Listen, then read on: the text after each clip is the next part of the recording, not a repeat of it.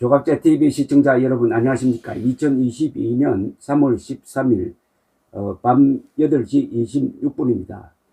오늘 윤석열 대통령 당선인은 대통령직 인수위원회 위원장의 안철수 국민의당 대표, 부위원장의 권영세 국민의힘 의원을 지명하고 간단한 기자회견을 했습니다.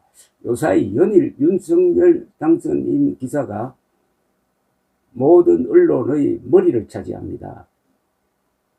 이런 상황이 앞으로 한 석 달 정도 계속될 가능성이 있습니다.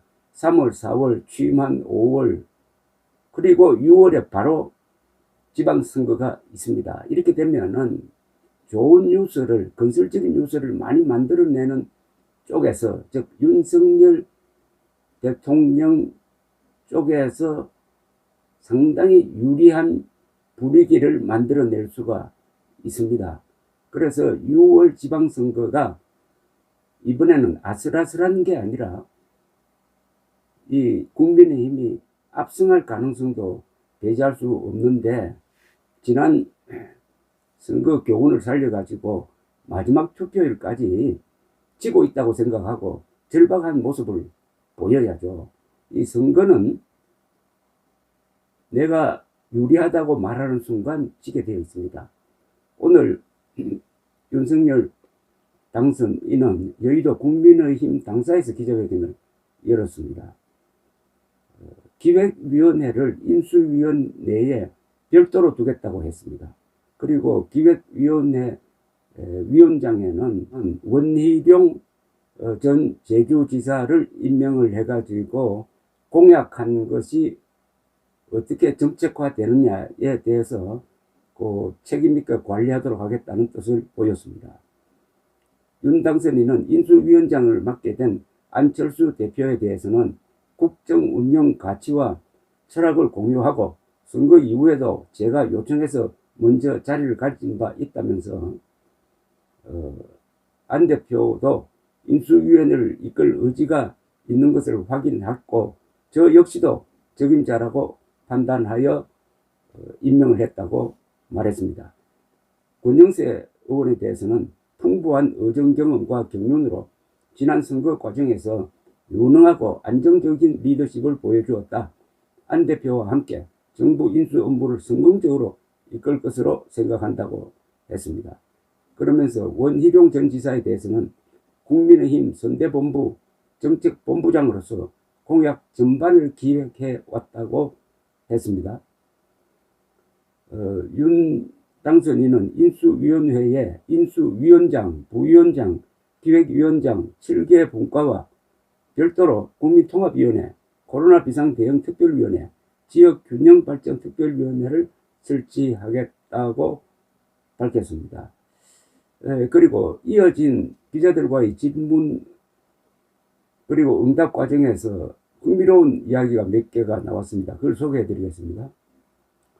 기자가 여성 할당이나 지역 안배를 고려하지 않고 있는 것이 맞느냐라고 물었더니 윤 당선인은 각 분야 최고의 경륜과 실력 있는 사람을 인수위원으로 모셔야 되는 것이지 자리 나눠 먹기식으로 해가지고는 국민 통합은 안 된다고 했습니다. 이게 분명한 인사원칙입니다. 아주 이게 중요한 겁니다. 흔히 인사원칙 하면 여성, 청년 또는 호남 이런 식으로 지역 배려를 하는데 그런 배려 안 하고 실력 있는 사람 기준으로 하겠다는 겁니다.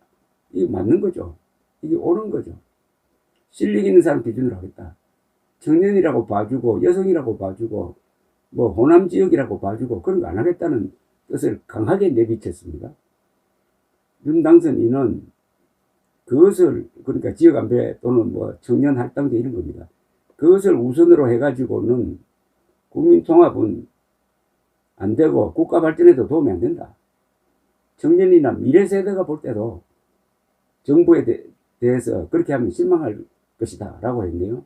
그러니까 할당제식 인사는 안 하겠다는 겁니다. 실력 위주 인사를 하겠다는 겁니다. 그리고 여성가족부 폐지 공약 이행과 관련해서 아주 이 성숙된 의견을 내놓았습니다. 이게 국민들한테 좀 제대로 전해져야 되는데 여성, 남성이라는 집합에 대해 대등하게 대우하자는 방식으로는 여성이나 남성이 구체적인 상황에서 겪게 되는 범죄 내지 불공정의 문제를 해결하기가 어렵다. 과거에는 남녀 간 집합적인 성별 차별이 심해서 김대중 대통령 시절에 여성가족부를 만들어서 그동안에 많은 역할을 해왔다. 지금부터는 개별적이고 구체적인 불공정 사례나 범죄적 사안에 대해 확실하게 대응하는 것이 맞다. 여가부는 부처의 역사적 소명을 다했다.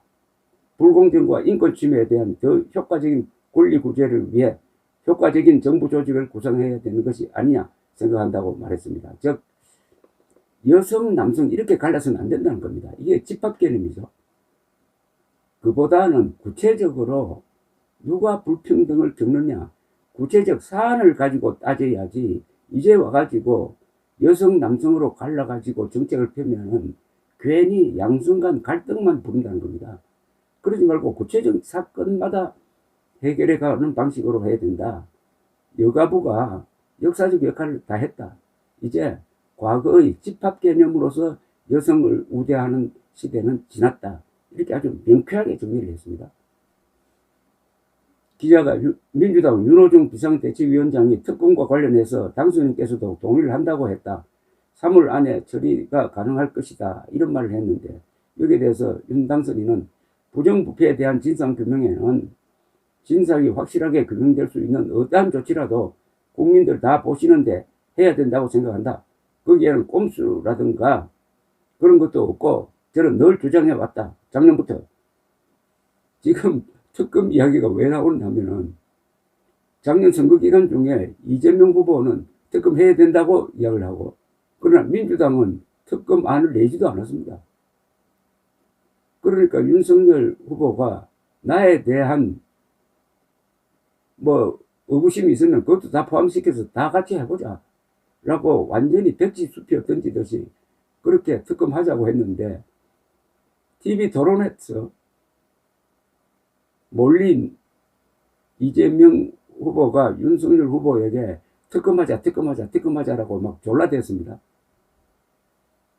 그때 상황을 여러분들이 기억을 하시면은 마치 윤석열 후보는 특검을 피하는 것처럼 보였을 겁니다. 이미 윤석열 후보가 무조건 특검하자고 했어요. 이재명도 특검하자고 했습니다. 그런데 민주당이 특검안을 내지 않았습니다. 그러니까 이재명은 자기한테 유리한 이야기만 해놓고 거짓말이죠. 민주당은 특검안을 제출하지 않았으니까 특검이 안 된 건데 이제 새삼 특검하자고 하는 게 좀 우스운데 여기에 대해서 윤석열 당선인은 이런 거는 덮을 수가 없다. 뭐든지 다 해보자. 이런 이야기입니다. 그런데 이건 사실은 특검하기 전에 지금 검찰이 수사를 하고 있잖아요. 거기서 무슨 결론을 내야 되죠. 결론을 내놓고 이게 부족하니까 특검해야 된다. 이렇게 돼야 되는데 이 김호수 검찰총장 밑에 있는 이 대장동 수사팀이 이재명 후보를 보호하기 위해서 아래 조사만 하다가 두 사람이 극단적 선택을 하고 이렇게 엉망진창이 된 것 아닙니까? 지금이라도 특검안 발의되기 전에 이 수사팀이 중간 결과라도 발표를 해야 됩니다. 중간 수사 결과를 발표를 해가지고 이재명 당시 성남시장이 지금 어떤 신분이냐, 피의자 신분이냐, 아니면 결백하냐 하는 것을 공개를 한 다음에 특검안을 발의하는 것이 맞다고 생각합니다. 오늘 이 기자회견을 보면 윤석열 당선인이 선거 때 했던 이야기를 그대로 하고 있습니다. 특히 선거 마지막 날에 3월 9일 20대 30대 여성표가 윤석열 후보의 반페미니즘 정책에 반발해가지고 대거 이재명 후보 지지로 옮겼다고 이야기를 합니다. 그게 결정적인 요인인지 모르지만 그런 성향은 있어요. 그럼에도 불구하고 그건 그거고 여성가족부는 폐지하는 게 맞다 하고 딱 원칙을 세웠습니다. 참 든든하게 보입니다. 감사합니다.